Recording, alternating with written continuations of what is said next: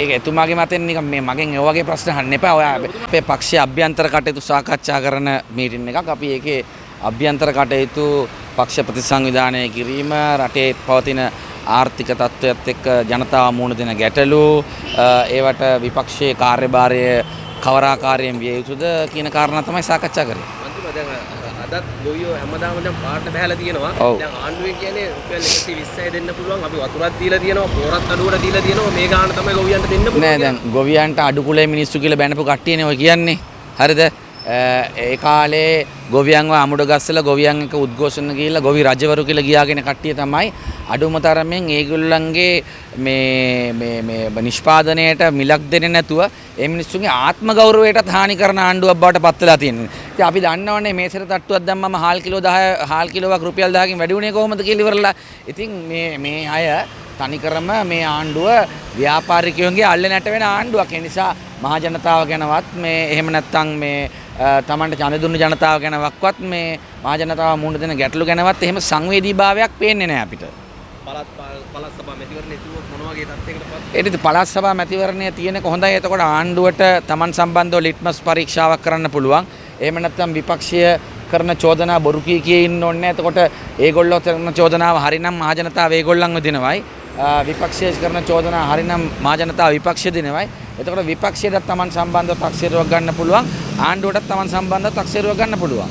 දැන් මේ අත්අඩංගුවට ගැනීම නැතුණ සිදුවෙන හොඳ ආකාරයෙන් මදත් ප්‍රසන්ත කරන්න ගොඩාගෙන තියෙනවා. දැන් මේ නීති අකුරටම ක්‍රියාත්මක කරනවා කියලා කියන්නේ නෑ. දැන් ඒ සම්බන්ධව විවිධ අර්ථකථන දෙන්න පුළුවන්. අධිකරණයේ තියෙන දේවල් සම්බන්ධව අදහස් දක්වන්න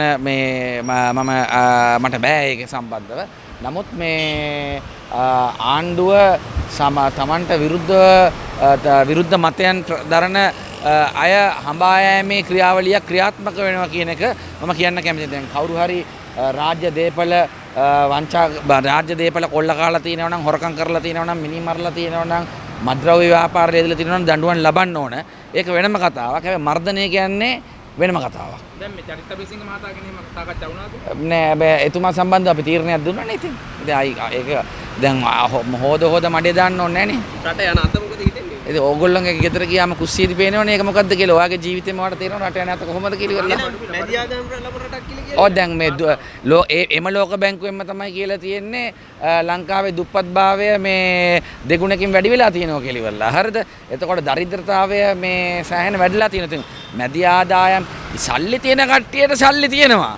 නැති බෙර මිනිස්සු නැතර නැතිලා. ඉතින් ඔයා ගිහිල්ලා බලන්නකෝ මේ අලුත් කඩේ, ආමර් වීදියේ, මාලිගාවත්තේ, සේදවත්තේ, ඔරුගොඩවත්තේ, වැල්ලම්පිටියේ දුප්පත් මිනිස්සු ජීවත් වෙන කොහොමද කියලා වැඩි දුර යන්න ඕනේ නැහැ. මෙහෙම හොයලා බලන්න. අර ඔබතුමාලත් කියන දයාසිරි මහත්තයා කියනවා මේ ඔක්කොම ඕන කුණු කොටක් දාගෙන අපි මේ ආණ්ඩුව පෙරේ මතේ ඔබතුමාලත් ඉන්නවද? ඒක එතුමාගේ මතෙන් නිකන් මේ මගෙන් ඒ වගේ ප්‍රශ්න අහන්න එපා. ඔයා නෑ මම ඔබතුමා මාධ්‍යවේදියෙක් විදියට මමත් මාධ්‍ය හිටපු කෙනෙක් විදියට මම ඔබතුමාගේ වෘත්තීය ගරුත්වයට අදාළ පණිවිඩයක් දෙන්නම්. ප්‍රශ්නයක් අහනකොට ඊට වඩා මේ වටිනා විදියට අහන්න. හරිද? දයාසිරි ජයසේකර අපේ පක්ෂයේ සමාජිකයෙක් නෙමෙයි. හරිද? දයාසිරි ජයසේකර වෙනත් පක්ෂයක සමාජිකයෙකුට අපේ සෙලයන්ස් එකකින් ඡන්දය ඉල්ලලා තියෙනවා. එතුමාගේ මතය එකක්, අපේ මතය එකක්. හරිද? නිකන් අර අහනකොට එතුමා කියපු එක ගැන අපේ මතය මොකක්ද කියලා අහන්න එක හරි. එතුමාගේ මතය අපි ඉන්නවා කියන වගේ එක ඇජෙන්ඩා වල ප්‍රශ්න අහන්න එපා. නාලිකාවලට මම උත්තර දෙන්නම්. හරිද?